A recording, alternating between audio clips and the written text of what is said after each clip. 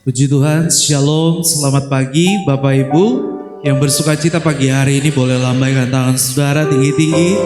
Yang siap memuji menyembah Tuhan, kasih tepuk tangan dulu buat Tuhan Yesus. Mari kita siapkan hati kita pagi hari ini. Kita mau datang pada Tuhan dengan hati bersyukur, sebab kita tahu kita ada sampai hari ini semua karena kemurahan Tuhan. Mari pejamkan mata kita.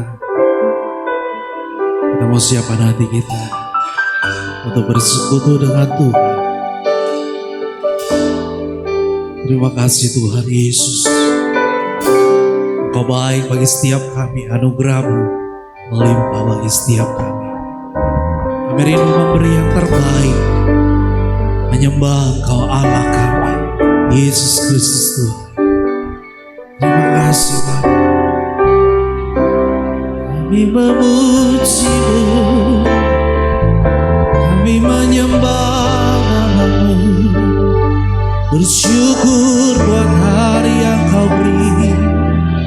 Terima kasih Yesus, terima kasih Yesus, kasih setia-Mu, kebaikan-Mu melimpah, kami bersyukur.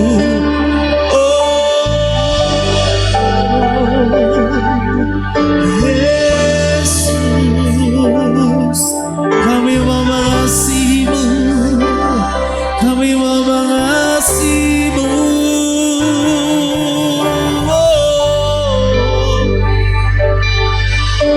Engkau ada bersama kami, Yesus.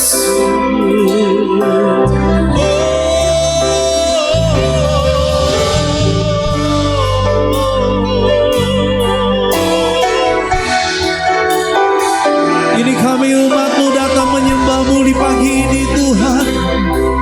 Kami angkat suara memuji-Mu.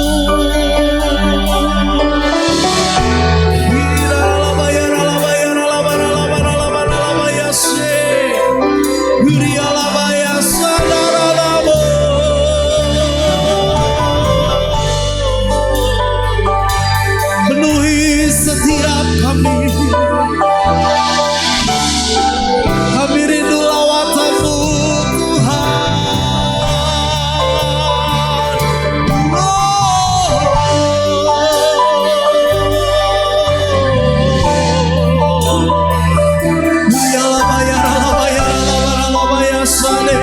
Mari sama-sama sembah Dia, sembah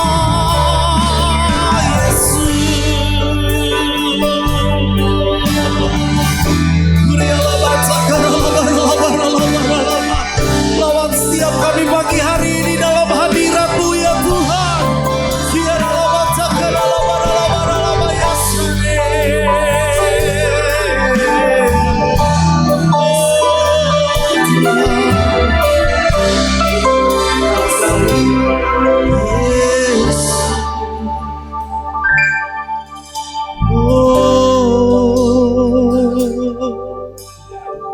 Kita berikan tepuk tangan buat Tuhan Yesus.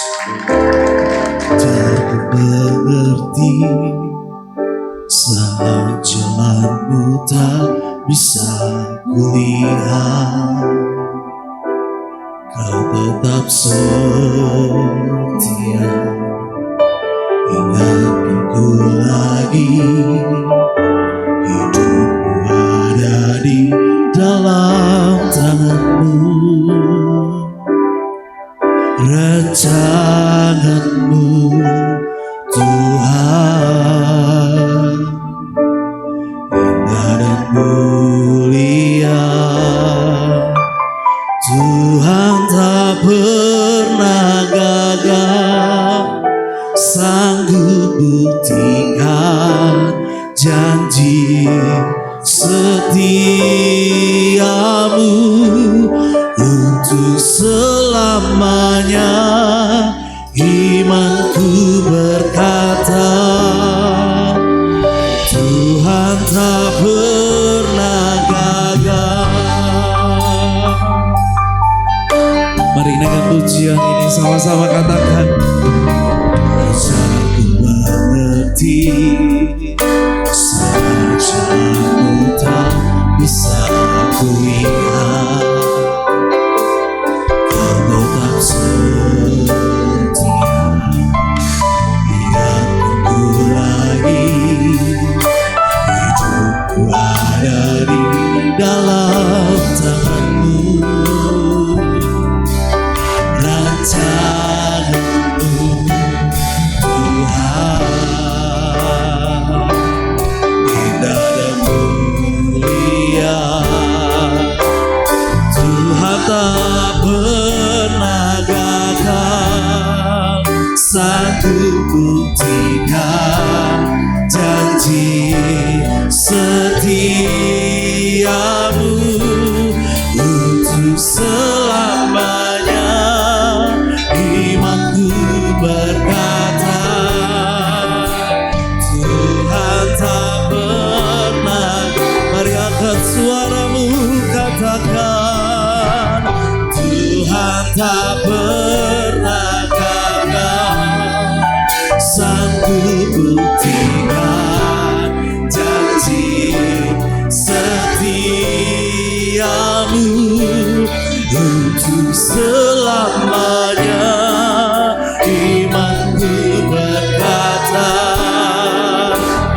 Tuhan tak pernah gagal.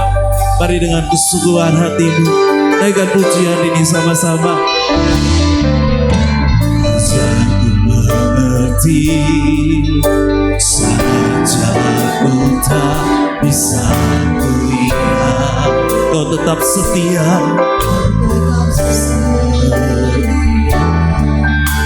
hingga tunggu lagi. Hidupku Tuhan ada di dalam tanganmu, rancanganmu Tuhan.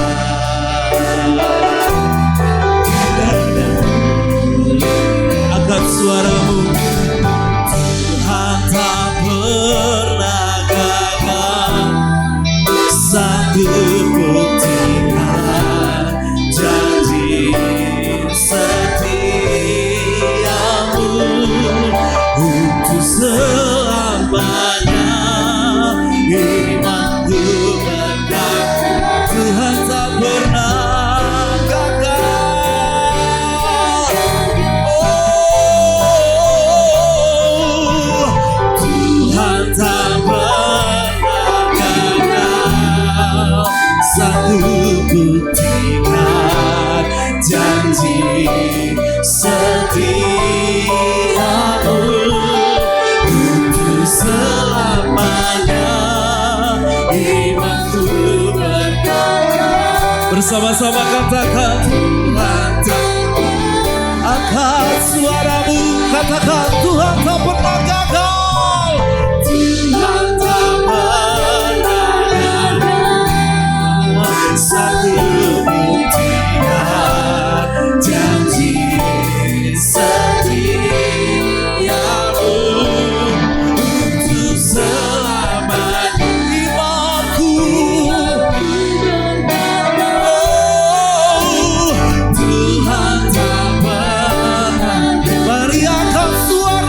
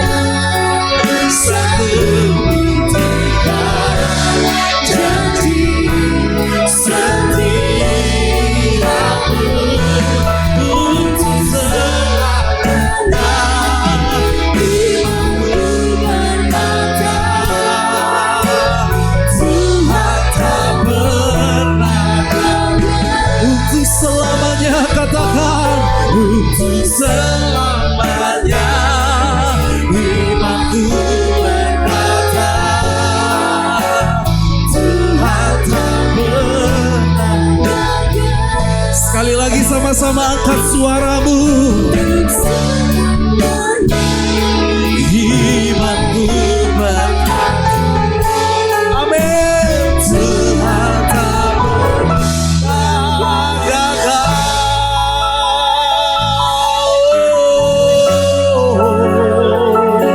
Kami percaya, kami punya Tuhan yang tak pernah gagal, menepati setiap janji dan firman-Mu. Kami percaya Tuhan tak pernah gagal.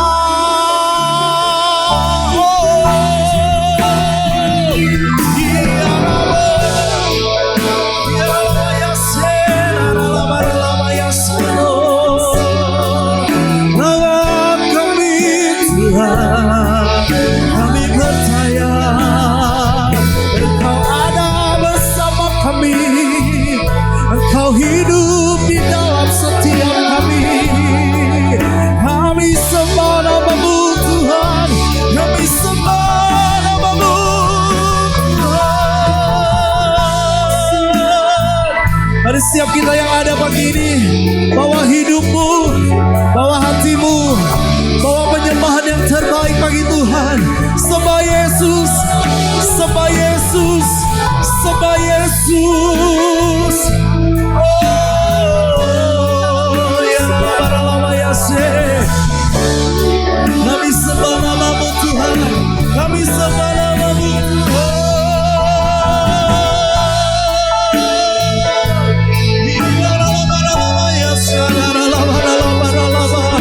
Sembah Yesus, sembah Dia.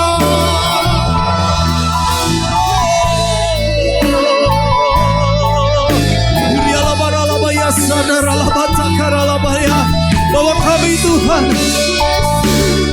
bawa kami masuk dalam hadirat-Mu Tuhan.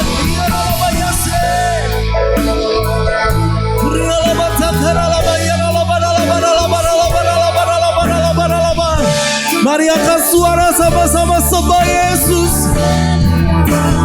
Katakan terima kasih Tuhan. Ya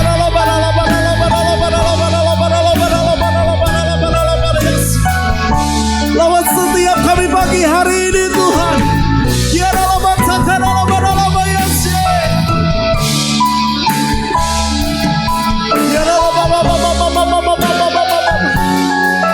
lebih lagi sembah Dia.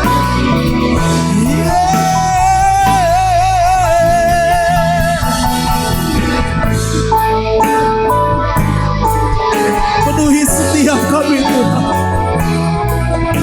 Sebab pagi ini kami perlu Engkau. Tiada baca karena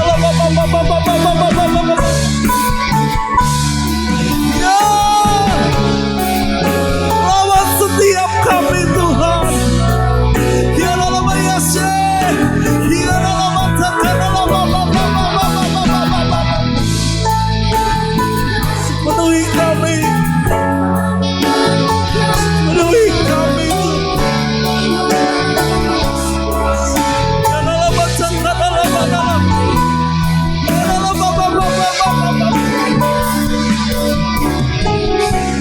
Yesus, kami perlu Engkau.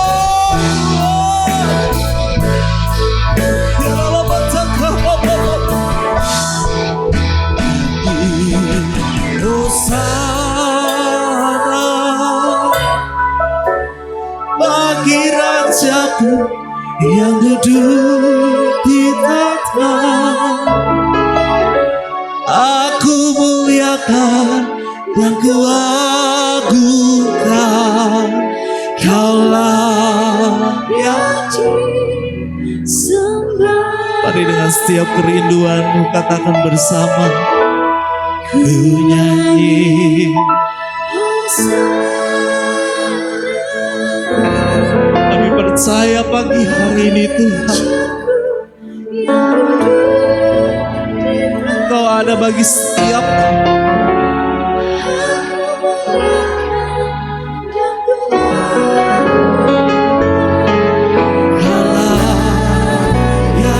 Mari bangkit berdiri bersama. sama-sama nyanyikan Hosana.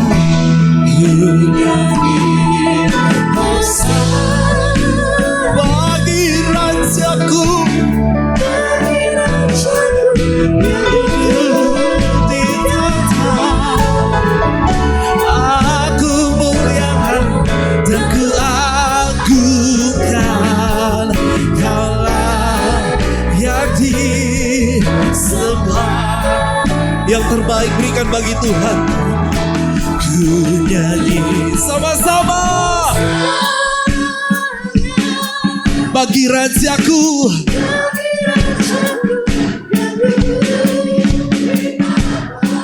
Amin.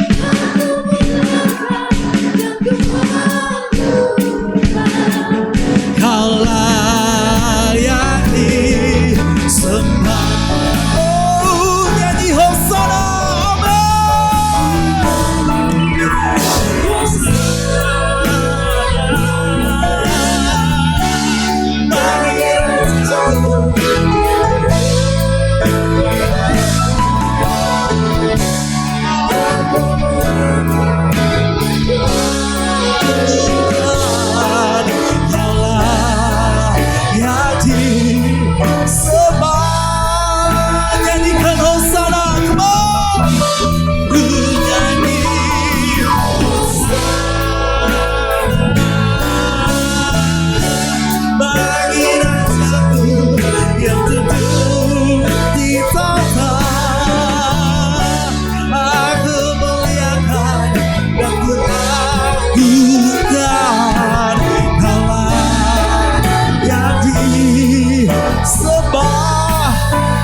Mari yang percaya sekali lagi, angkat suaramu, katakan.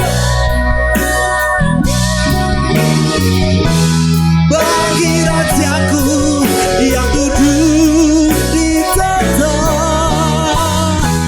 aku dan kuagungkan. Kaulah yang umat Tuhan, angkat suaramu, katakan. Kaulah yang disembah. Kaulah yang disembah.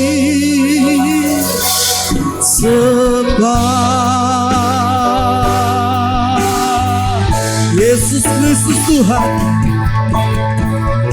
Amin. Berikan sorak-sorai.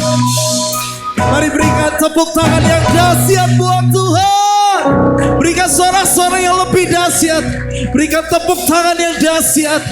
Terima kasih Tuhan. Terima kasih, kami bersyukur pagi hari ini. Di dalam nama Tuhan Yesus kami siap memuliakan nama-Mu ya Tuhan. Yang percaya sama-sama katakan amin. Berikan tepuk tangan lebih lagi bagi Allah kita.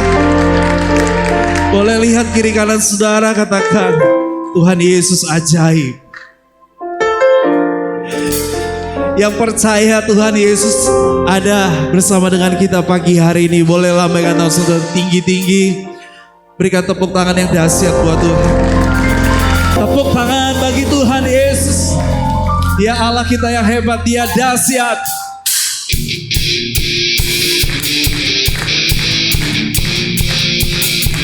Mari tepuk tangan lebih keras buat Tuhan.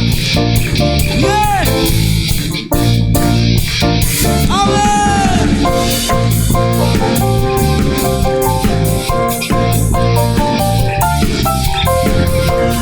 Terima kasih Tuhan. Mari umat Tuhan sama-sama katakan. Kau yang hidup di dalamku, menjadikanku lebih dari pemenang. Mari angkat suaramu sama-sama. Tinggikan namamu, menyatakan kebesaran-Mu. Kita berseru katakan Yesus Tuhan yang memenang. Amin. Perbuatanmu raja dan perkasa, Allah Tuhan Tuhanku yang hebat, kuasa iblis dikalahkan, surga bumi bersorak. Engkau Tuhan kami yang hebat, kami percaya Tuhan. Mari nyanyikan sama-sama. Kau yang hidup di dalam, dengan iman serukan, menjadikanku lebih dari pemenang. Seluruh bumi tinggikan nama Tuhan.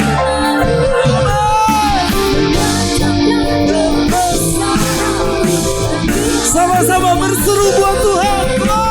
Yesus Tuhan pemenang, Raja segala raja, berkuasa Tuhan jangan. Tuhanku yang hebat, kuasa iblis dikalahkan, Yesus Tuhanku pemenang, Raja segala raja, berkuasa Tuhan dan perkasa. Allah Tuhanku yang hebat, kuasa iblis dikalahkan, surga bumi bersorak. Sama-sama berikan tepuk tangan buat Tuhan. Yeah.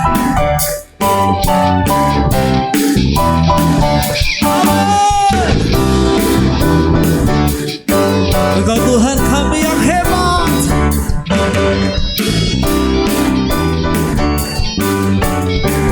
terima kasih Tuhan. Mari sama-sama angkat suara kita bagi Yesus Tuhan. Seluruh bumi tinggikan namamu, menyatakan bersama dan sama-sama kita berseru katakan, Yesus Tuhan pemenang, Raja segala raja, perbuatanmu ajaib. Tuhanku yang hebat, kuasa iblis dikalahkan. Sekali lagi sama-sama, Yesus Tuhanku pemenang, Raja segala raja, berkuasa Tuhan dan berkuasa. Allah Tuhanku yang hebat, kuasa iblis dikalahkan, surga bumi bersorak. Kuasa iblis dikalahkan, surga bumi bersorak.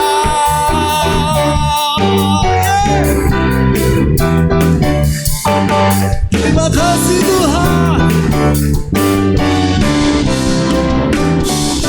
Kita berikan tepuk tangan buat Tuhan.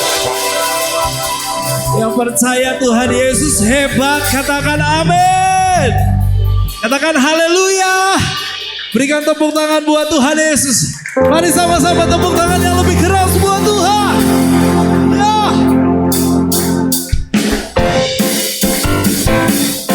Kami mau naikkan syukur kami bagimu Tuhan. Hey.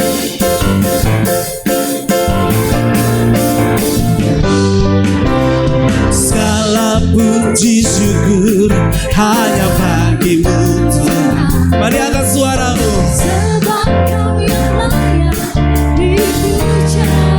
Lebih keras lagi nyanyikan. Kami mau bersorak, tinggikan namamu. Haleluya. Sekali lagi, lebih dahsyat. Segala puji syukur hanya bagimu Tuhan. Amin. Sebab Kau yang layak dipuja. Kami mau bersorak, tinggikan nama Tuhan.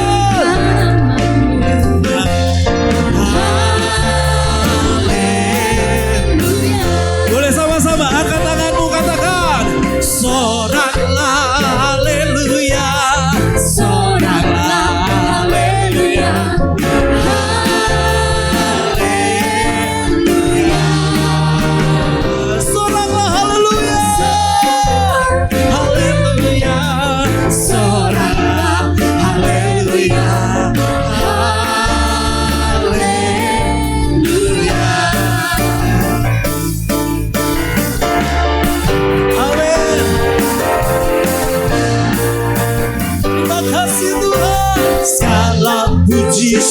bersyukur hanya bagimu.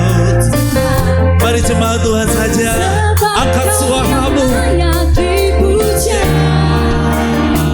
Sama-sama katakan, sorak di kanan aku. Haleluya. Kita berseru, soraklah haleluya, soraklah haleluya. Lebih dahsyat lagi katakan, haleluya, soraklah haleluya, haleluya. Mari tepuk tangan buat Tuhan Yesus. Naikkan ucapan syukur bagi Allah kita. Amin. Terima kasih Tuhan. Engkau layak. Sama-sama. Soraklah haleluya. Mari jemaat Tuhan. Bisa lebih keras. Sama-sama berseru katakan, soraklah haleluya, soraklah haleluya. Amin. Mari bersuka cita katakan, soraklah haleluya, soraklah haleluya, haleluya.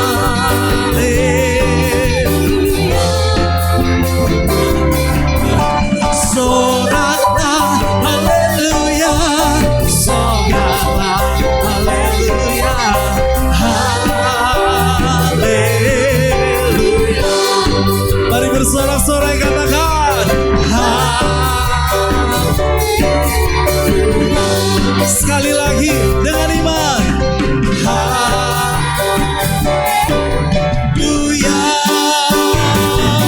Mari berikan sorak-sorai buat Tuhan. Makasih Tuhan. Amin. Silakan duduk. Kita mau siapkan hati kita buat dengar firman Tuhan pagi hari ini. Makasih Tuhan Yesus.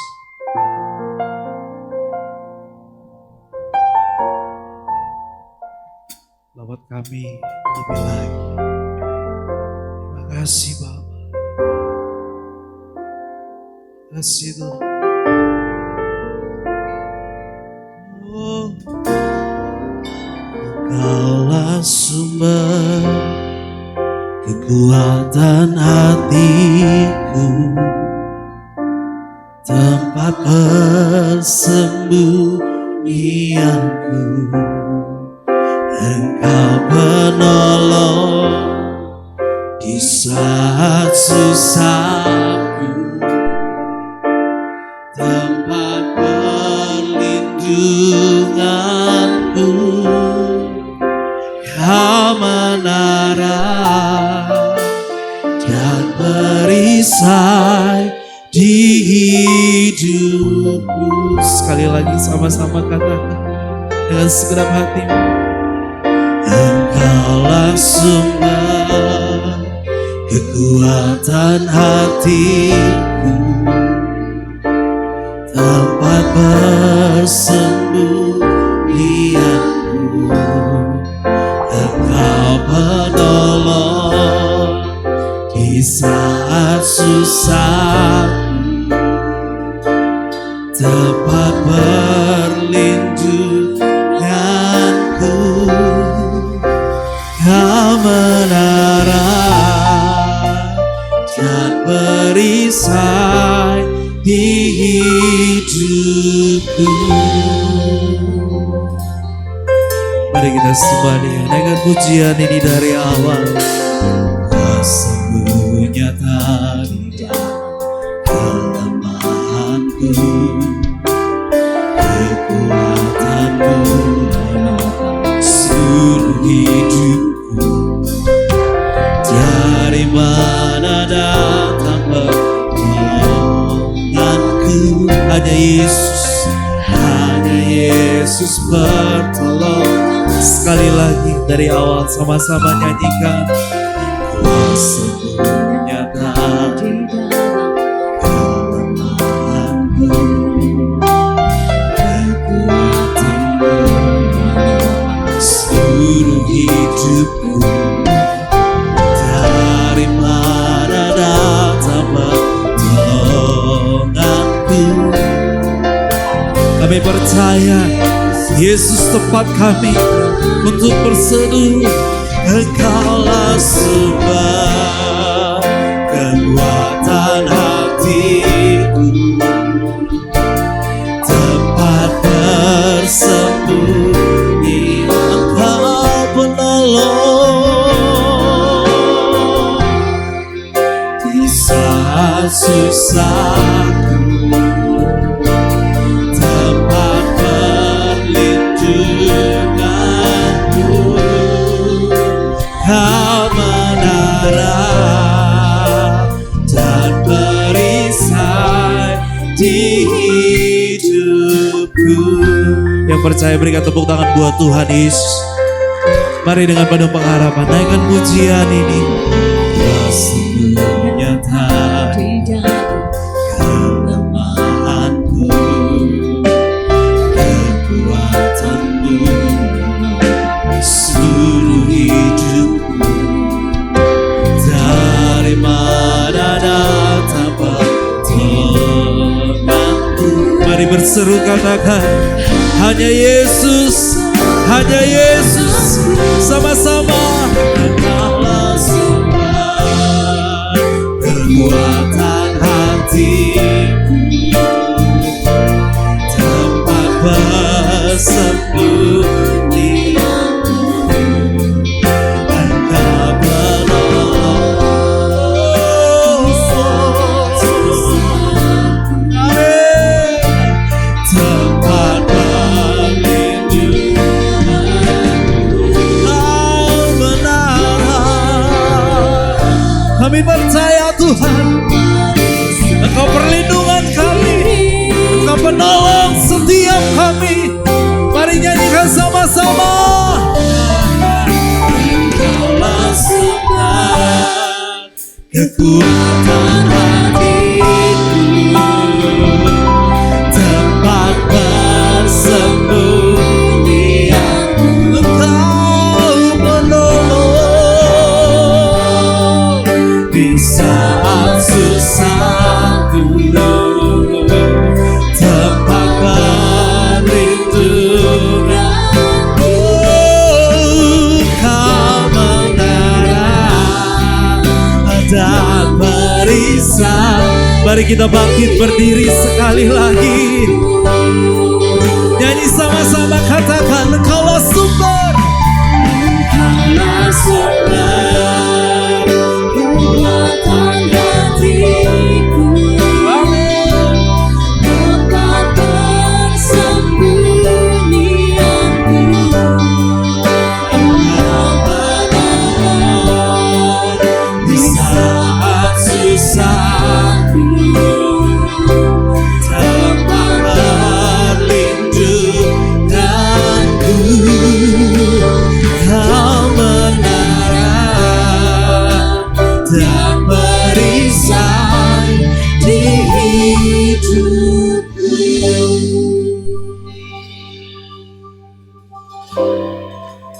Kami bersyukur karena karya-Mu dalam hidup kami Tuhan. Kami bersyukur untuk perlindungan-Mu yang sempurna atas hari-hari kami. Kami percaya Allah yang setia adalah Allah yang tidak pernah meninggalkan umat-Nya.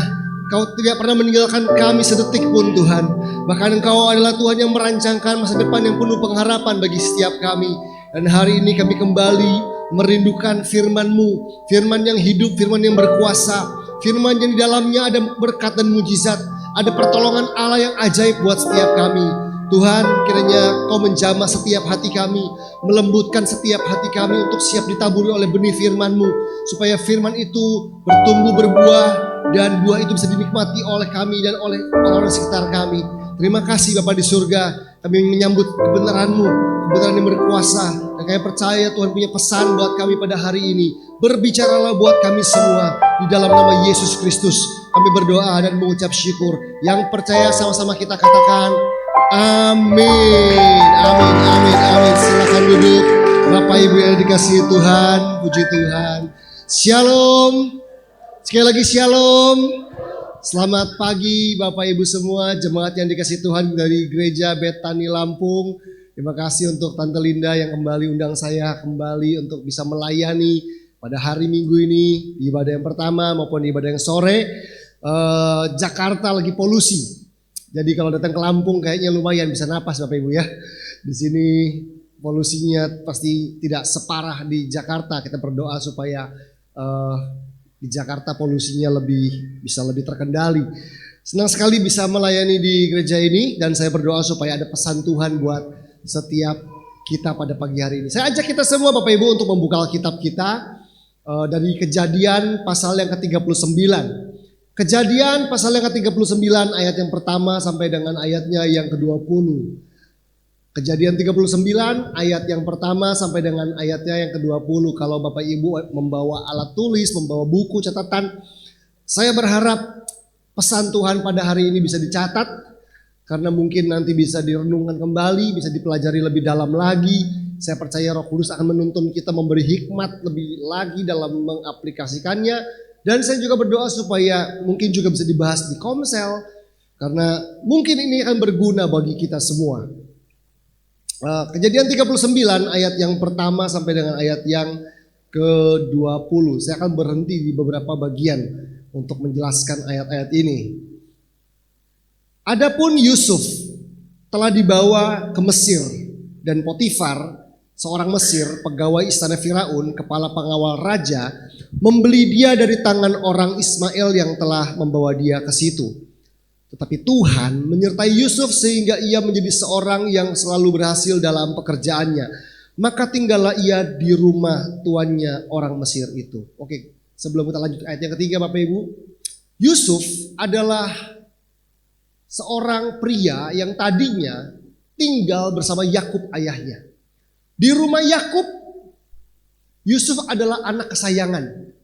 Dari kakak-kakaknya yang lain, Yusuf dibedakan, dibuat jubah maha indah, diperlakukan spesial. Tetapi saat itu Yusuf tidak lagi di rumah ayahnya, dia ada di rumah Potifar.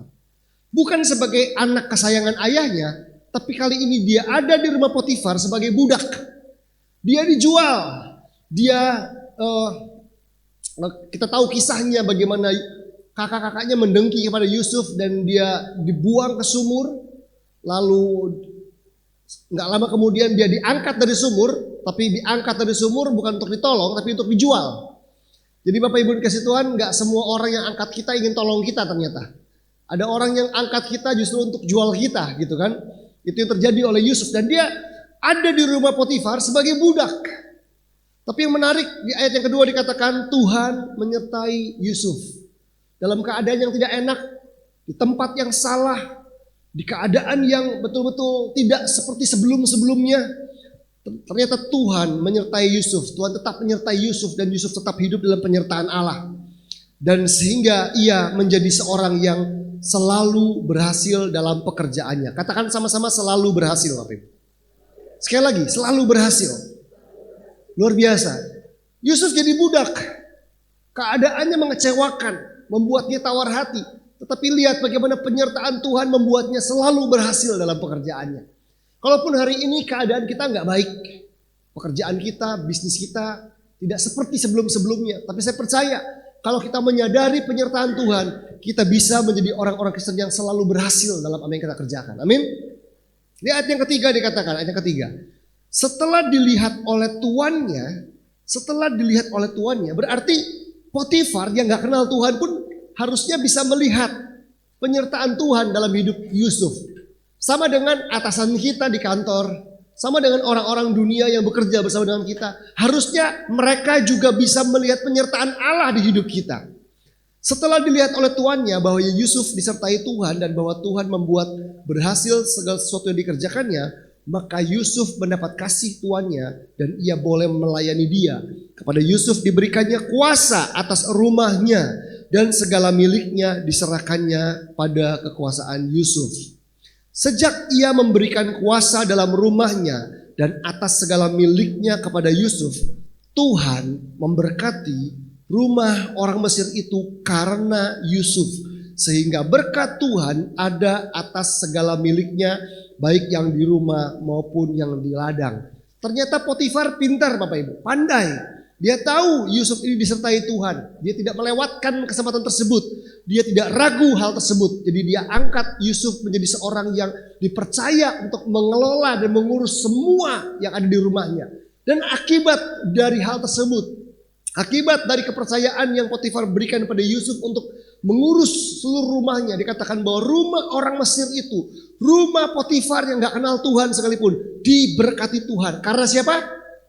Karena Yusuf, bukan karena Potifar pintar, bukan karena Potifar orang kaya, bukan karena Potifar orang hebat, tapi diberkati Tuhan karena Yusuf. Dan ayat yang ke-6 dikatakan segala miliknya diserahkannya pada kekuasaan Yusuf, dan dengan bantuan Yusuf ia tidak usah lagi mengatur apa-apapun selain dari makanannya sendiri. Adapun Yusuf itu manis sikapnya dan elok parasnya. Ayat yang ke-7, selang beberapa waktu istri tuannya memandang Yusuf dengan birahi. Lalu katanya, marilah tidur dengan aku. Tetapi Yusuf menolak dan berkata kepada istri tuannya itu, dengan bantuanku, tuanku itu tidak lagi mengatur apa yang ada di rumah ini, dan ia telah menyerahkan segala miliknya pada kekuasaanku. Bahkan di rumah ini ia tidak lebih besar kuasanya daripadaku, dan tiada yang tidak diserahkannya kepadaku selain daripada engkau, sebab engkau istrinya. Bagaimanakah mungkin aku melakukan kejahatan yang besar ini dan berbuat dosa terhadap Allah? Jadi Yusuf digoda oleh Potifar, istri Potifar. Kita sering menyebutnya sebagai tante Potifar. Orang berpikir bahwa tante-tante ini seperti tante-tante yang mungkin tidak menarik, sudah tua Bapak Ibu. Enggak, istri Potifar adalah seorang wanita yang cantik dan menarik. Tetapi Yusuf memiliki takut akan Allah dalam hidupnya, ada integritas sehingga dia menolak dari godaan dari istri Potifar. Ayat yang ke-10 dikatakan, walaupun dari hari ke hari perempuan itu membujuk Yusuf, Yusuf tidak mendengarkan bujukannya itu untuk tidur di sisinya dan bersetubuh dengan dia. Jadi godaan tidak datang sekali, tapi berhari-hari, hari demi hari perempuan itu, istri Potifar yang cantik itu menggoda Yusuf, membujuk Yusuf. Tapi Yusuf punya integritas, punya prinsip yang kuat sehingga ia tidak termakan, sehingga dia tidak goyah terhadap godaan dari istri Potifar. Pada suatu hari masuklah Yusuf ke dalam rumah untuk melakukan pekerjaannya. Sedang dari seisi rumah itu seorang pun tidak ada di rumah. Tidak ada orang, tidak ada saksi, tidak ada CCTV. Lalu perempuan itu memegang baju Yusuf sambil berkata, marilah tidur dengan aku. Tetapi Yusuf meninggalkan bajunya di tangan perempuan itu dan ia lari keluar. Ketika dilihat perempuan itu bahwa Yusuf meninggalkan bajunya dalam tangannya dan telah lari keluar, dipanggilnyalah seisi rumah itu lalu berkatanya kepada mereka, lihat, dibawanya kemari seorang Ibrani supaya orang ini dapat mempermainkan kita. Orang ini mendekati aku untuk tidur dengan aku, tetapi aku berteriak-teriak dengan suara keras. Apakah benar demikian? Tidak, Bapak Ibu ya, betul ya. Tadi nggak begitu ceritanya, tapi ini diciptakan cerita yang berbeda, kebohongan. Lalu ayat 15 dikatakan, dan ketika didengarnya bahwa aku berteriak sekeras-kerasnya, ditinggalkannya lah bajunya padaku, lalu ia lari keluar. Juga ditaruhnya baju Yusuf itu di sisinya sampai tuan rumah pulang. Perkataan itu jugalah yang diceritakan perempuan itu kepada Potifar, katanya, hamba orang Ibrani yang kau bawa kemari itu datang kepadaku untuk mempermainkan aku. Tetapi ketika aku berteriak sekeras-kerasnya, ditinggalkannya bajunya padaku, lalu ia lari keluar. Baru saja didengar oleh tuannya perkataan yang diceritakan istrinya kepadanya, begini begitulah aku diperlakukan oleh hambamu itu, maka bangkitlah amarahnya. Dapat info langsung emosi. Lalu Yusuf ditangkap oleh tuannya dan dimasukkan ke dalam penjara tempat tahanan-tahanan raja dikurung. Demikianlah Yusuf dipenjarakan di sana. Bapak Ibu yang dikasihi Tuhan, pada hari ini saya beri judul khotbah saya dengan judul Menang Atas Fitnah. Menang atas fitnah. Hari ini saya rindu untuk membahas soal kata ini, fitnah. Fitnah. Bulan Desember yang lalu, saya bertemu dengan salah satu petinggi, salah satu pimpinan dari sebuah perusahaan besar di Jakarta. Kalau saya sebut nama perusahaannya, Bapak Ibu pasti tahu karena sangat-sangat terkenal. Dia anak muda, masih muda, lebih muda dari saya, tapi kaya dan sangat sukses begitu. Jadi pertemuan tersebut kami ada di restoran karena saya punya satu anak rohani, saya juga direktur sebuah perusahaan. Dia mengundang beberapa teman dekatnya, jadi ada sekitar 4 atau 5 pasangan, kita makan malam bareng, dinner, Christmas dinner. Saya baru kenal dengan pria ini gitu ya, kita ngobrol-ngobrol sebentar. Dan di akhir pertemuan saya mendoakan dia gitu ya. Saya mendoakan dia, saya berdoa, dan ternyata ada pesan Tuhan buat pria ini. Dia pemimpin sebuah perusahaan besar di salah satu yang besar di Jakarta atau di Indonesia bahkan. Saya berdoa, lalu saya menyampaikan pesan bahwa jangan takut, ada tudung perlindungan Tuhan buat kamu di tahun 2023. Jangan takut, kalaupun kamu akan mengalami difitnah, akan ada pembelaan Tuhan dan perlindungan Tuhan yang sempurna. Udah, saya juga nggak ingat Bapak Ibu. Saya mendoakan beberapa orang, jadi saya nggak ingat detail pesan Tuhan atau doanya. Sampai 3 minggu lalu, istrinya hubungin saya gitu. Istrinya menghubungi saya via chat. Dia bilang bahwa ingat nggak Pastor Ferry pernah mendoakan suami saya waktu di restoran itu. Isinya begini gitu, bahwa kami akan dilindungi dari fitnah dan sebagainya. Jujur hari itu kami nggak ngerti pesan Tuhan itu. Kayaknya nggak ada hubungannya dengan kami. Ya udahlah denger aja gitu, disimpan dalam hati aja gitu. Moga-moga nggak terjadi. Tapi dia bilang begitu. Ternyata setelah doa itu memasuki tahun 2023, suami saya mengalami beberapa kali difitnah. Dan yang terakhir ini, yang sekarang ini adalah yang ketiga kali. Jadi yang pertama difitnah terus lewat selesai. Yang kedua selesai. Dan kali ini suami saya mengalami fitnahan yang ketiga. Dan yang ketiga ini lebih berat karena menyangkut masalah hukum dan sebagainya dan gak selesai-selesai. Dia bilang hari itu kami gak ngerti pesan Tuhan yang nyampai ke kami, yang diberikan pada kami. Sampai setelah memasuki sampai bulan Agustus atau awal Agustus atau akhir Juli 2023 ini. Ternyata itu terjadi dalam kehidupan kami dan betul Tuhan memproteksi kami, melindungi kami dan kami minta doa lagi karena yang ketiga ini case-nya lebih berat. Bapak Ibu dikasih Tuhan, ternyata fitnah adalah bagian dari hidup orang percaya. Maksudnya bagian adalah begini, dalam perjalanan hidup kita, dalam perjalanan iman kita, sebaik-baiknya kita sama orang, biasanya ada orang gak suka sama kita.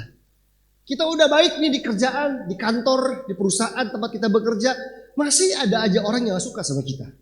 Kita sudah baik di keluarga, berkorban, apa-apa kita yang ngurusin, apa-apa kita yang bayarin.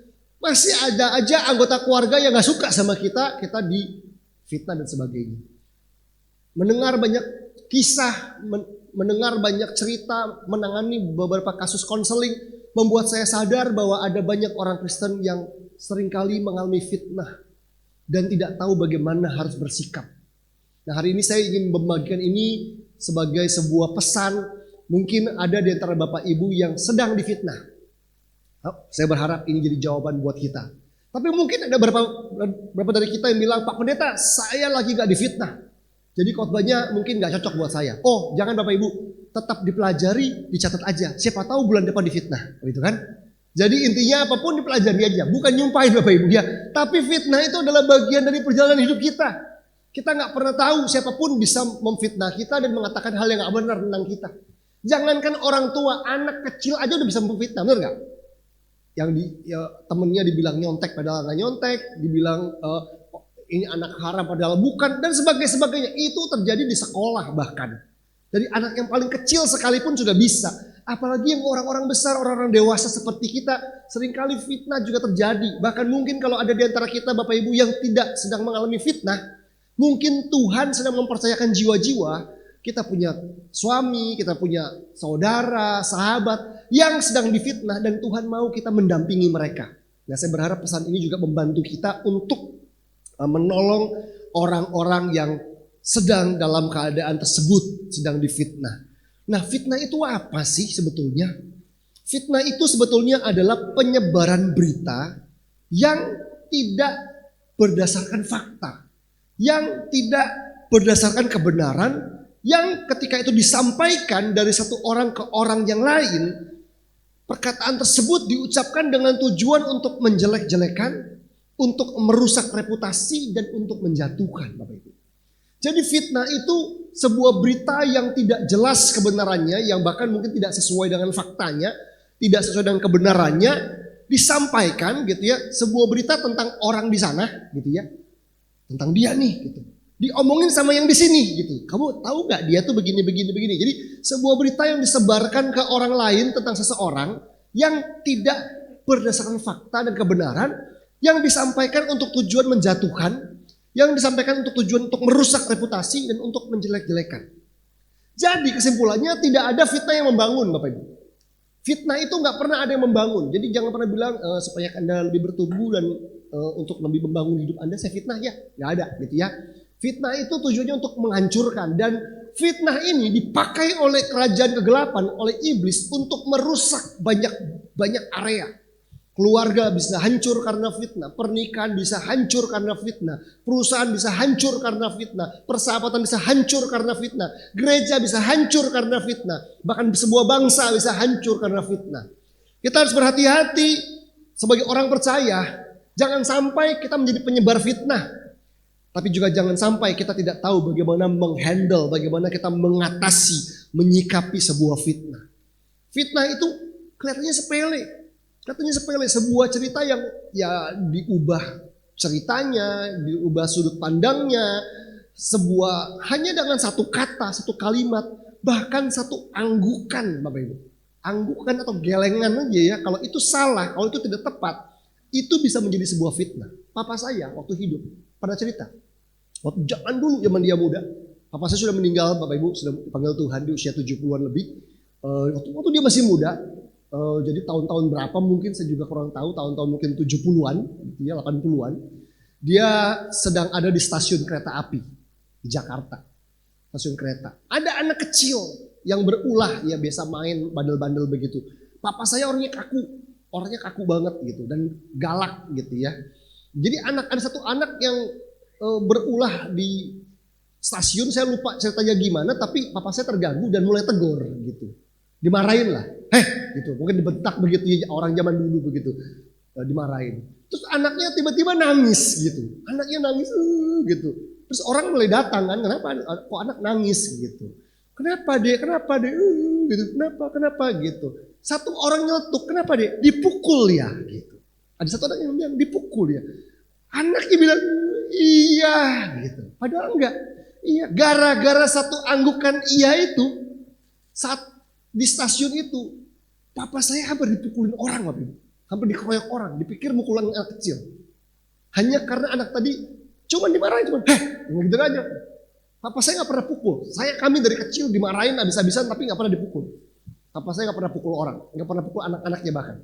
Tapi ketika dia marah, dan itu anak itu cuma iya, padahal enggak. Dia hampir dikeroyok, dipukulin orang di stasiun. Hanya karena sebuah fitnah yang sepele. Ternyata fitnah gak boleh dianggap remeh. Fitnah itu mendatangkan kekuatan jahat yang bisa menghancurkan hidup seseorang. Ada orang yang gak pelayanan lagi. Ada orang yang meninggalkan gereja. Bahkan ada orang yang meninggalkan Tuhan. Karena fitnah. Coba kita lihat beberapa ayat firman Tuhan Bapak Ibu dari Amsal 16 ayat 28. Coba kita lihat ini. Amsal 16 ayat yang ke-28. Amsal 16 ayat yang ke-28 mengatakan orang yang curang menimbulkan pertengkaran. Jadi jangan kaget ya kalau kecurangan itu pasti menimbulkan pertengkaran. Dan seorang pemfitnah menceraikan sahabat yang karib. Hubungan yang karib, hubungan yang intim, yang dekat bisa cerai, bisa bercerai, bisa rusak hanya karena fitnah. Kalau kita nggak berhati-hati, kedekatan kita dengan partner bisnis, dengan sahabat sejak kecil bisa rusak karena fitnah. Terus ayat berikutnya Amsal 26 ayat yang ke-20. Amsal 26 ayat yang ke-20. Amsal 26 ayat yang ke-20 mengatakan bila kayu habis padamlah api, bila pemfitnah tidak ada redalah pertengkaran. Fitnah juga menghasilkan pertengkaran. Terjadi keributan, pertengkaran, konflik. Karena apa? Karena fitnah. Nah, Bapak Ibu yang kasih Tuhan, fitnah itu bisa dilakukan oleh siapa saja. Kalau kita mengalami difitnah nih, itu bisa siapa saja melakukannya. Bisa fitnah itu datang dari orang terdekat. Dari adik sendiri bisa, dari kakak sendiri bisa, dari sahabat sendiri bisa. Orang terdekat gitu. Partner pelayanan bisa, partner bisnis bisa, orang terdekat. Atau orang yang pernah dekat. Mantan pembantu, mantan partner bisnis, mantan karyawan gitu ya. Dulu pernah dekat sekarang enggak. Atau orang yang sok dekat. Enggak dekat tapi dia sok-sok dekat sama kita. Sok aku dekat. Saya mah Ibu Linda mah dekat. Padahal enggak gitu. Terus dia mulai cerita. Woi, Tante Linda kan begini-begini dan sebagainya. Jadi fitnah bisa dilakukan oleh orang terdekat. Yang pernah dekat. Yang sok dekat. Sampai orang yang enggak dekat sama sekali gitu. Yang enggak ada hubungannya, enggak kenal sekalipun. Nah, Bapak Ibu yang kasih Tuhan, kita nggak ingin iblis bisa mengambil keuntungan dari hal ini. Kita melihat tadi Yusuf, seorang pria yang berintegritas, seorang pria yang hidupnya saleh, seorang pria yang memberi yang terbaik, bahkan karena sikapnya, karena attitude-nya, Potifar sangat diberkati. Tapi apa yang terjadi? Yusuf yang lugu, Yusuf yang berintegritas, difitnah sebagai pemerkosa. Kebayang gak Bapak Ibu? Tadi dikatakan hari itu waktu dia bekerja, satu kali tidak ada satu orang pun ada di tempat itu, di tempat kejadian ketika dia difitnah. Tidak ada CCTV, tidak ada rekaman. Dan dia difitnah bahwa dia ingin memperkosa, ingin tidur dengan istri Potifar.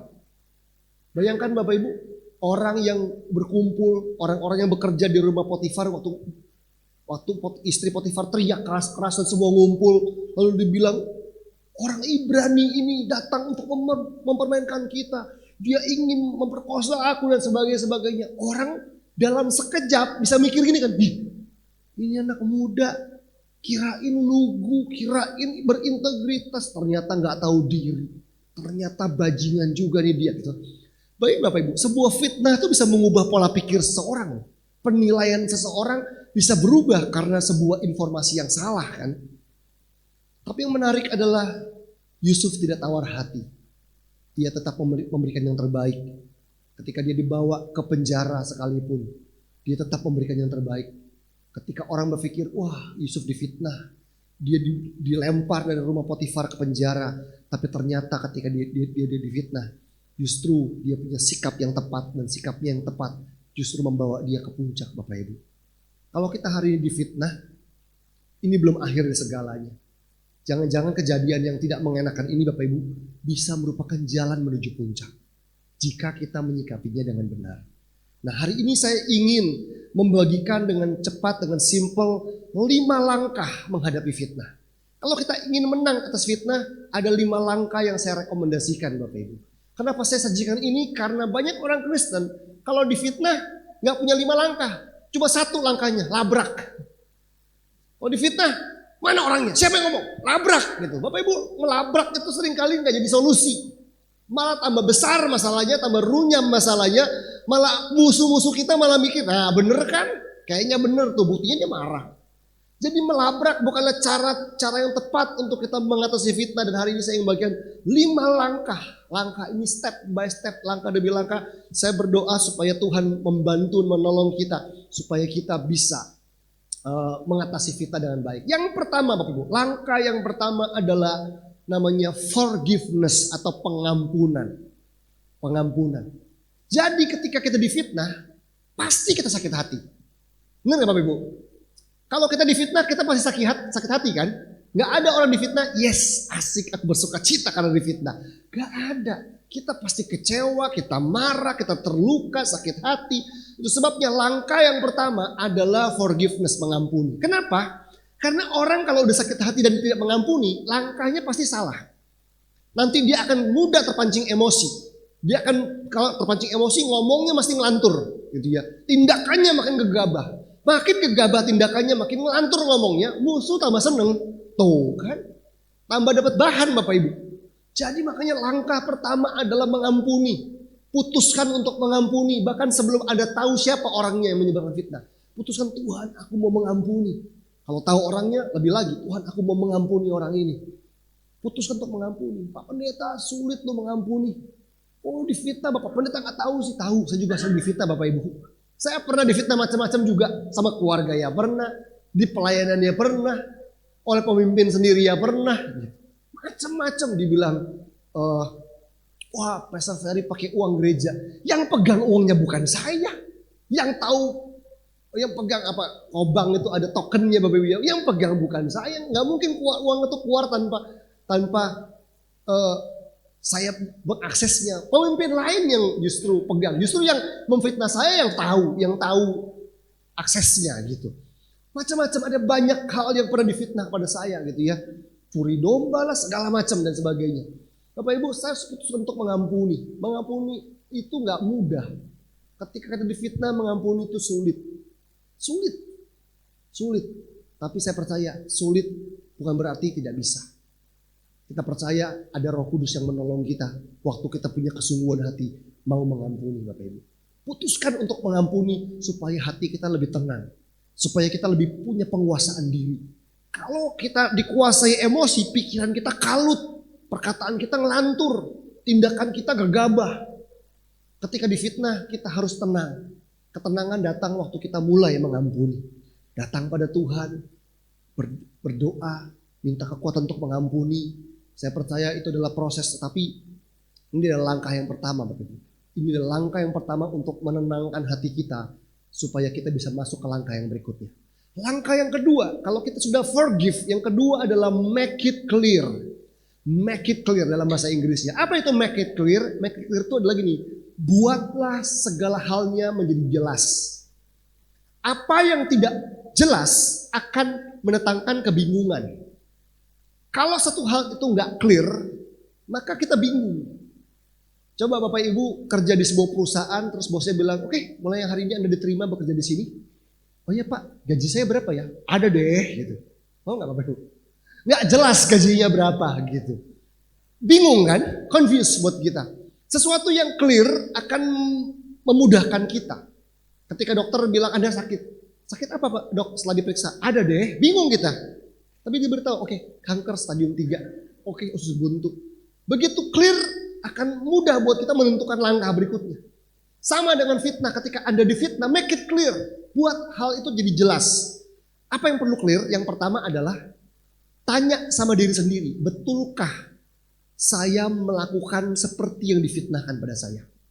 Misalnya di sini ada bapak-bapak yang Anda difitnah, dibilang, itu bapak punya wanita simpanan loh. Itu bapak selingkuh. Coba tanya sama diri sendiri, betul nggak Anda selingkuh? Betul nggak Anda tidak setia dalam pernikahan? Kalau Anda yakin tidak, maka Anda punya keberanian. Itu kan orang itu suka menyalahgunakan uang di pelayanan, di gereja atau di perusahaan. Tanya sama diri kita, betul nggak saya melakukannya? Kalau tidak melakukannya, kita punya keberanian. Tapi kalau kita melakukannya, iya betul saya selingkuh, iya betul saya menggunakan uang dengan nggak baik. Itu bukan fitnah Bapak Ibu, berarti benar kejadiannya kan. Makanya harus clear dulu, make it clear. Kalau kita clear bahwa oke, saya tidak melakukannya, kita punya keberanian. Yang berikutnya make it clear adalah begini. Coba kalau kita dengar ada orang bilang, kata si ini, kamu tuh gini-gini loh. Kata si dia, kamu tuh katanya gini-gini loh. Tunggu dulu.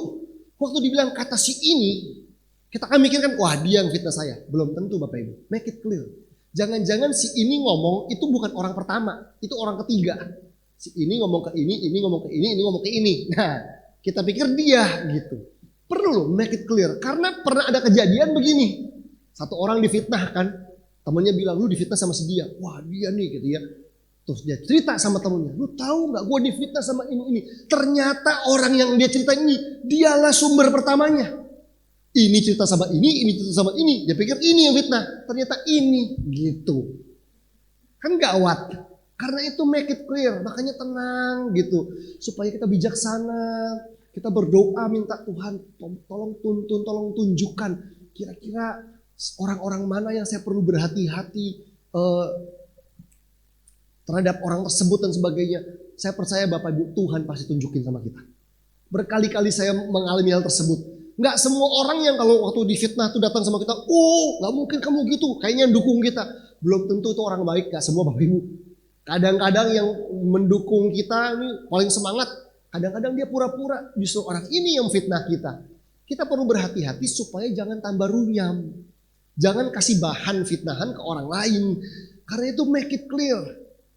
Tenang dan pastikan kita tahu kalaupun difitnah juga harus yakin. Artinya betul nggak kita difitnah? Jangan asumsi juga. Kayaknya saya difitnah deh. Kayaknya itu apa sih? Asumsi. Jadi kalau memang ada fitnahan, make it clear. Betul nggak saya difitnah? Bunyinya seperti apa kalimatnya? Siapa yang melakukannya? Dengan begitu kita nanti bisa tahu, oh saya difitnah tentang ini. Yang menyebarkan orang ini. Tujuannya ini dan sebagainya. Kita akan lebih berhati-hati. Kita akan lebih waspada. Setelah make it clear, hal yang ketiga adalah pray for wisdom. Mintalah hikmat sama Tuhan. Berdoa minta hikmat sama Tuhan. Jangan pakai pengertian sendiri, jangan pakai cara sendiri, tapi berdoa minta hikmat. Tuhan nih kira-kira nyelesainnya gimana ya? Kira-kira ngomongnya gimana ya? Kira-kira siapa yang saya perlu ajak ngobrol ya? Minta hikmat. Minta hikmat. Karena setelah hikmatnya mulai muncul, yang keempat langkahnya adalah make a wise decision. Make a wise decision itu artinya membuat keputusan yang bijaksana. Kita doa minta hikmat, kira-kira Tuhan mau apa ya? Lalu dapat, lalu kita putuskan dengan bijaksana. Nah, maksud saya begini Bapak Ibu. Ada orang Kristen yang terjebak pada dua kutub, dua ekstrim. Ada satu orang Kristen yang kalau dia difitnah pokoknya labrak aja. Pokoknya harus dihadapi, panggil, maki, bales atau apalah gitu ya, sidang dan sebagainya, sikat pokoknya. Tapi ada orang Kristen yang kedua yang pasif gitu. Udahlah, kita kan harus mengalah. Udahlah, kita kacau seperti Yusuf gitu ya. Bapak Ibu, kedua kutub ini harus kita waspadai. Artinya begini, kita nggak boleh berpihak hanya pada satu kutub saja. Artinya begini, ada situasi-situasi di mana kita mungkin Tuhan bawa kita untuk mengalah. Udah mengalah kamu diam aja, Tuhan yang bela. Tapi ada situasi lain di mana Anda harus ngobrol, Anda harus klarifikasi, Anda harus bisa mempertanggungjawabkan. Nah, izinkan saya untuk membuka beberapa ayat firman Tuhan untuk pengimbang. Karena tadi kita sudah lihat dari sisi Yusuf. Yusuf orang yang tidak bisa membela diri hari itu, ya udah dia mengalah dan mungkin ada kalanya kita seperti Yusuf. Tetapi itu bukan satu-satunya opsi Bapak Ibu. Coba kita lihat di Kisah Rasul 26 ayat yang kedua. Kisah Rasul 26 ayat yang kedua.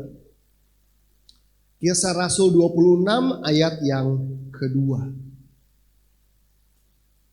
Kisah Rasul 26 ayat yang kedua.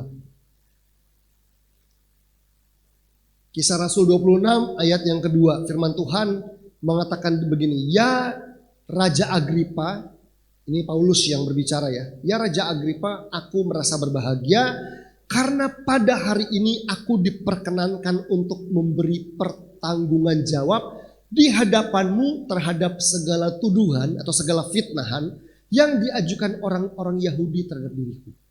Jadi Paulus adalah orang yang satu kali berdiri di hadapan Raja Agripa untuk memberi pertanggungan jawab atas setiap tuduhan dan fitnahan yang diberikan orang Yahudi pada dia. Berarti boleh nggak klarifikasi?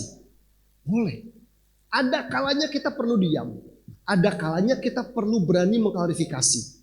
Karena itu Bapak Ibu, pray for wisdom. Minta hikmat. Kira-kira di situasi seperti ini Tuhan maunya bagaimana? Karena tidak semua hal perlu klarifikasi kadang-kadang. Ada orang klarifikasi yang kadang-kadang percuma.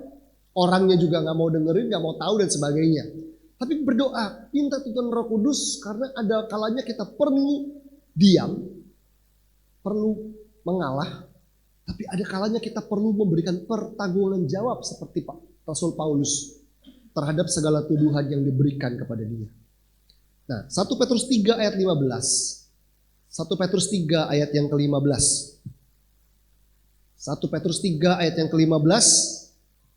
Coba kita lihat ayat ini supaya kita tahu kalau kita memutuskan untuk memberikan pertanggungjawaban, memberikan klarifikasi, bagaimana cara melakukannya? Ini dia, 1 Petrus 3 ayat 15, tetapi kuduskanlah Kristus di dalam hatimu sebagai Tuhan.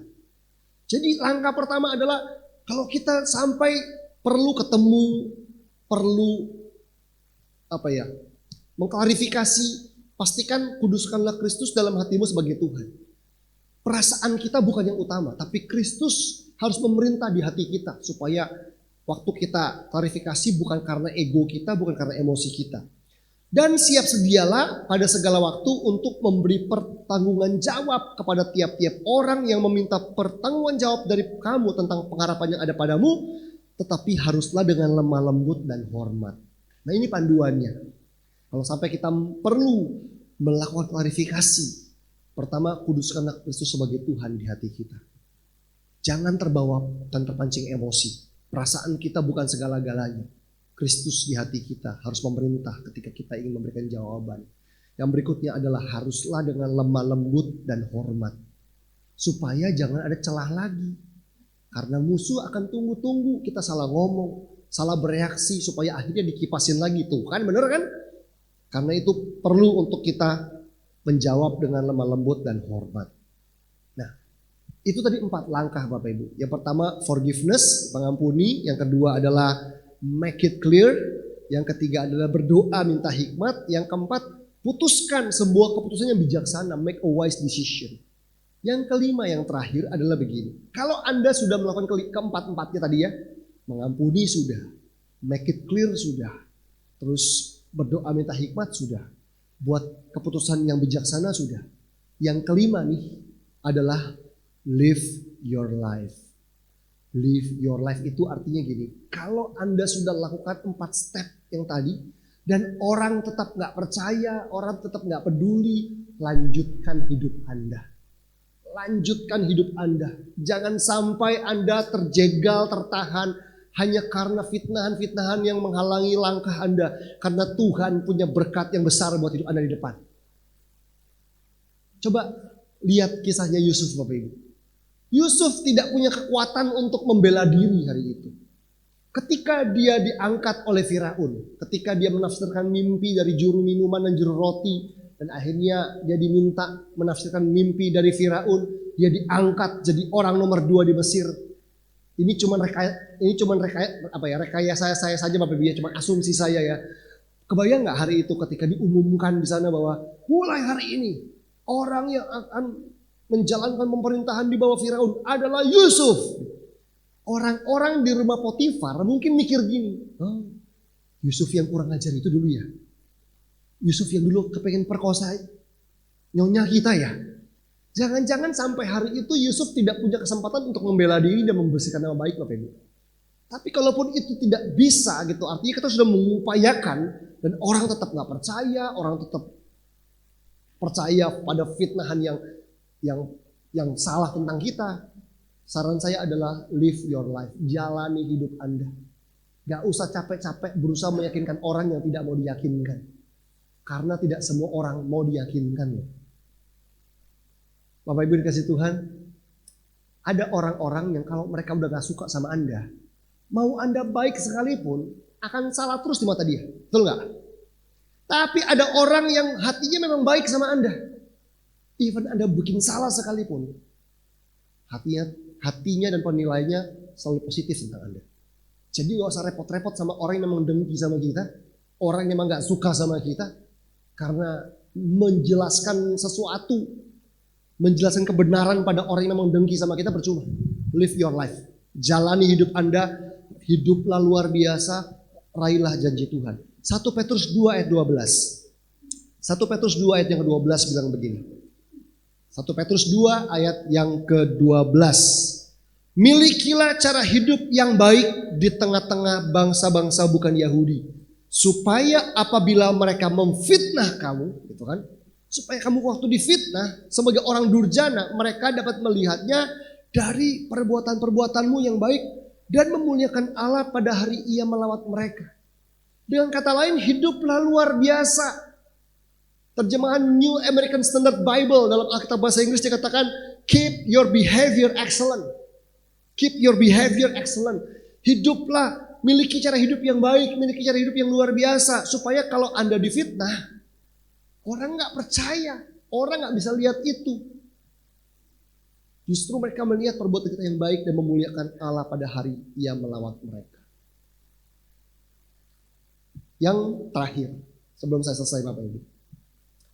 Fitnah itu baru disebut fitnah kalau melibatkan 3 pihak. Syaratnya itu. Kalau ada 3 pihak baru jadi fitnah. Jadi harus ada pemfitnah, orang yang memfitnah. Harus ada orang yang difitnah gitu ya. Kan kamera itu ya, orang yang difitnah. Dan ada pendengarnya gitu, ada orang ketiganya. Jadi pemfitnahnya nih orang yang memberitakan buruk, terus ada yang diberitakan gitu ya, orang yang difitnah, sama ada orang ketiga nih yang ngedenger aja gitu. Kalau dalam ceritanya Yusuf, pemfitnahnya siapa? Istri Potifar, betul ya? Istri Potifar yang memfitnah. Yang difitnah Yusuf. Orang ketiganya orang-orang di rumah itu dan Potifar, betul ya? Bapak Ibu, sadar nggak? Fitnah itu merugikan 3 pihak. 3-tiganya rugi loh, rugi. Ya oke, kita bahas ya, 3-tiganya rugi. Yang difitnah paling jelas ya. Oh difitnah rugi udah pasti jelas. Yusuf dibuang ke penjara dan sebagainya, reputasinya rusak. Yang memfitnah ruginya di mana sih? Kalau dia anak Tuhan, kalau dia orang Kristen nih. Kalau di luar Kristen mah udahlah, kita udah gak usah ngomong. Tapi ya nih kalau orang Kristen, orang percaya, pemimpin gitu, lahir baru. Kalau dia pemfitnah, dia yang menyebar fitnah, ruginya di mana? Nah, ini coba lihat ayatnya. Mazmur 15. Mazmur 15 ayat 1 sampai ayat yang ketiga. Ini buat pemfitnah. Kalau dia orang Kristen, orang percaya, ini ruginya di sini. Mazmur 15 ayat 1 sampai 3, Mazmur Daud, Tuhan, siapa yang boleh menumpang dalam kemahmu? Siapa yang boleh diam di gunungmu yang kudus? Gitu kan. Artinya kan Tuhan, siapa yang boleh dekat dengan hadirat Tuhan kan gitu kan? Siapa yang boleh mengalami hadirat Tuhan? Yaitu dia yang berlaku tidak bercela. Jadi orang yang bisa mengalami hadirat Tuhan adalah orang yang berlaku tidak bercela, yang melakukan apa yang adil dan yang mengatakan kebenaran dengan segenap hatinya, yang tidak menyebarkan fitnah dengan lidahnya, yang tidak berbuat jahat terhadap temannya. Kalau dia menyebarkan fitnah dengan lidahnya, otomatis dia berbuat jahat terhadap orang lain gitu ya. Dan yang tidak menimpakan cela kepada tetangganya. Ternyata firman Tuhan beritahu kita bahwa orang yang tidak bisa dekat dengan Tuhan, orang yang gak bisa menumpang dalam kemahnya Tuhan dan berdiam di gunungnya yang kudus, salah satunya adalah orang yang menyebarkan fitnah dengan mulutnya. Jadi ternyata orang yang suka menyebar fitnah, kalau dia orang Kristen, orang percaya, dia gak bisa dekat dengan Tuhan. Dia gak bisa tinggal di hadirat Tuhan. Rugi.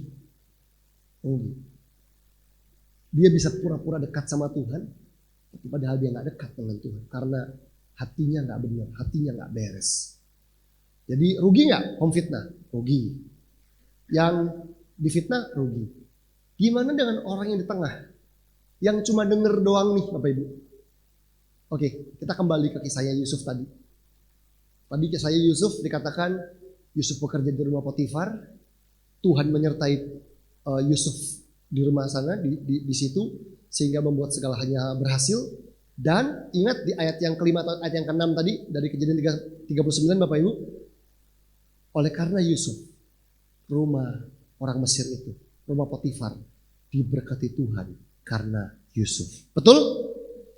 Rumah Potifar, rumah orang Mesir itu diberkati Tuhan karena Yusuf. Jadi rumah Potifar itu diberkati karena faktor Yusuf. Begitu Potifar percaya pada fitnahan istrinya, dikatakan dia bangkitlah amarahnya dan dia lempar Yusuf. Gak lagi pegang jabatan di rumahnya, gak lagi tinggal di rumahnya, dia dibuang ke penjara. Apa yang terjadi? Masihkah rumah Potifar diberkati Tuhan seperti sedia kala? Enggak. Karena rumah itu diberkati Tuhan karena Yusuf. Begitu faktor Yusuf dipergikan, disingkirkan dari rumah itu, maka berkat Tuhan tidak ada lagi seperti sedia kala di rumah itu. Rugi gak Bapak Ibu? Rugi gak? Harusnya rumah Potifar diberkati Tuhan karena Yusuf kan? Begitu dia percaya fitnahan, dia singkirkan Yusuf. Rumah itu tidak lagi diberkati Tuhan karena Yusuf. Sama dengan kita. Mungkin Tuhan ingin berkati kita melalui orang-orang tertentu.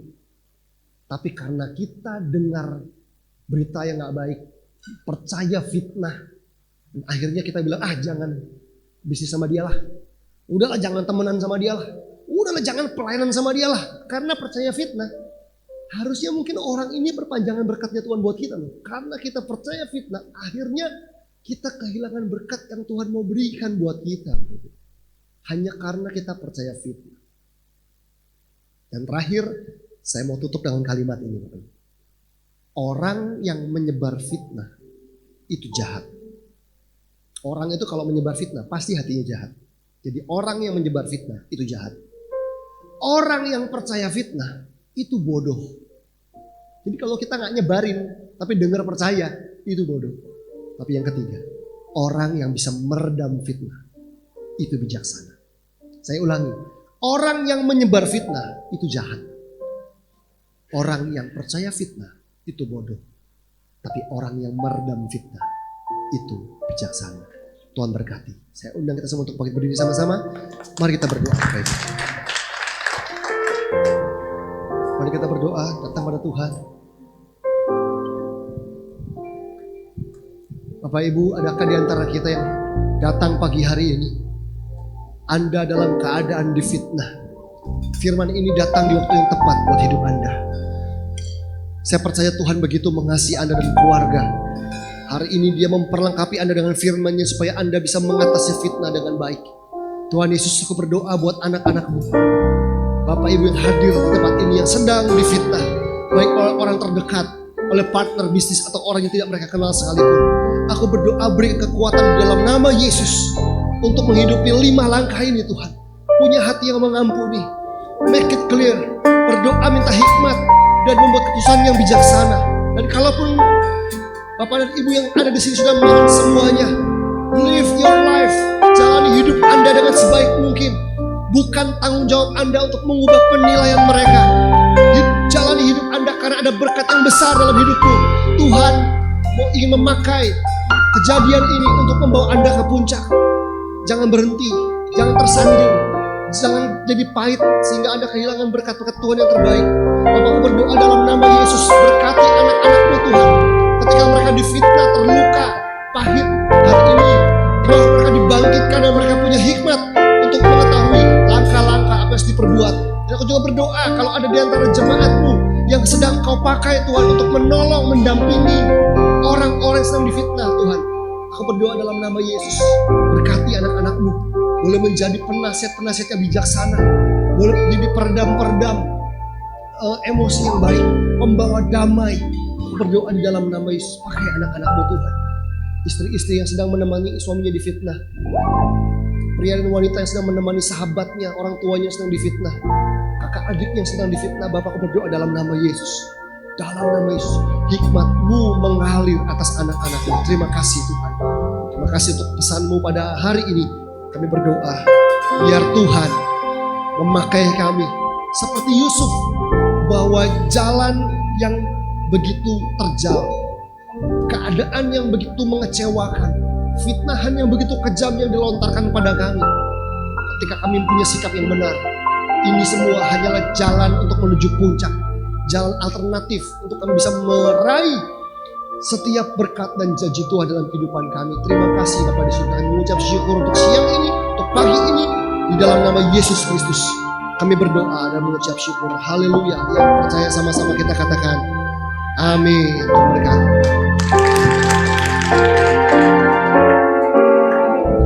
Tuhan sudah, silakan duduk kembali. Kita akan memberikan persembahan kita pagi hari ini. Saya mengundang petugas persembahan bisa maju ke depan. Sekali lagi jemaat Tuhan, kita satukan hati kita dalam doa. Bapak, terima kasih, kami bersyukur. Terima kasih Tuhan buat setiap firman Tuhan yang diberitakan bagi setiap kami. Pada saatnya kami akan memberikan persembahan kami, kiranya Allah memberkatinya di dalam nama Tuhan Yesus. Amin. Selamat memberi, Tuhan Yesus memberkati.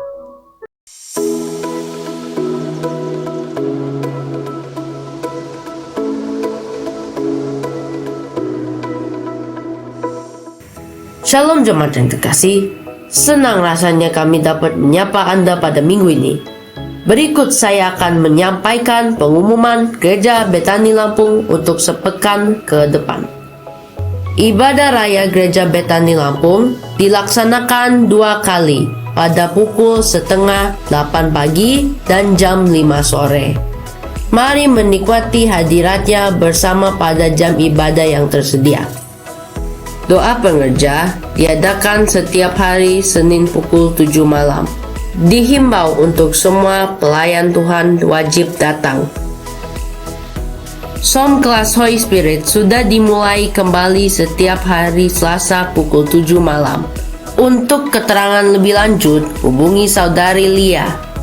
Family Altar diadakan setiap Rabu pukul 7 malam. Diatur oleh ketua FA masing-masing. Penyerahan anak akan diadakan setiap minggu kedua dan baptisan selam akan diadakan pada minggu ketiga. Untuk informasi, silakan hubungi Saudari Lia. Kami mengucapkan selamat datang dan selamat beribadah di Gereja Betani Lampung bagi saudara yang baru pertama kali hadir pada ibadah ini. Biarlah kita terus tergabung dalam jam ibadah yang tersedia. Demikian pengumuman minggu ini. Yeremia 17 ayat 7. Diberkatilah orang yang mengandalkan Tuhan, yang menaruh harapannya pada Tuhan. Kiranya Tuhan selalu menjaga dan menyertai kita semua. Happy Sunday and God bless you.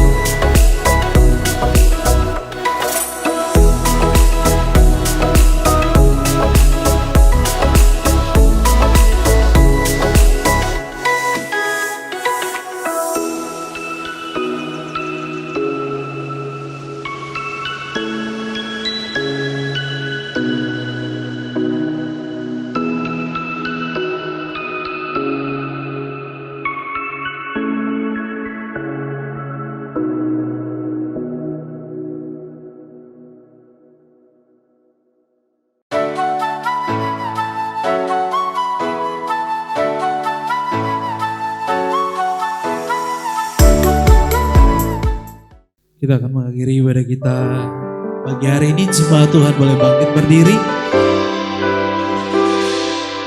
Yang diberkati Tuhan, katakan amin. Boleh lambaikan tangan saudara sama-sama. Tepuk tangan dulu buat Tuhan Yesus. Yang diberkati Tuhan, tepuk tangan yang lebih dahsyat. Terima kasih Tuhan. Sama-sama katakan, Tuhan tak pernah gagal. Sanggup buktikan janji setiamu untuk selamanya.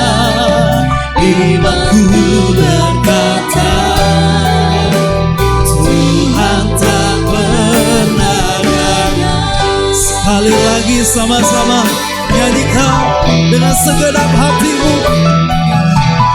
Tuhan tak pernah gagal, sanggup buktikan janji setiamu untuk selamanya. Imanku berkata, Tuhan tak pernah gagal. Bawalah kebenaran firman dalam rumah tangga. Kita setiap hari minta sama Tuhan. Tuhan taruh di ujung lidah bibir kami malaikat untuk kami bisa mengatakan perkataan-perkataan yang bisa membangun orang-orang yang ada di sekeliling kita. Daud katakan, Yesaya katakan, Yesaya 50 ayat yang keempat. Berikan kepadaku lidah seorang murid untuk aku bisa memperkatakan perkataan yang bisa membangun orang lain. Dan satu pelajaran hari ini, tinggalkan hal-hal yang buruk dalam hidup kita. Berjalan tegak bersama dengan Tuhan, maka rumah tanggamu akan diberkati. Hidup pernikahanmu akan diberkati. Kita mau angkat kedua belah tangan kita dan arahkan pandangan kita. Pulanglah dengan membawa berkat yang berasal dari Allah Bapa, damai sejahtera di dalam Yesus Kristus, bahkan persekutuan di dalam Roh Kudus mulai hari ini sampai Yesus datang kedua kali. Yang terima berkat sama-sama katakan amin. Tuhan memberkati, selamat hari Minggu.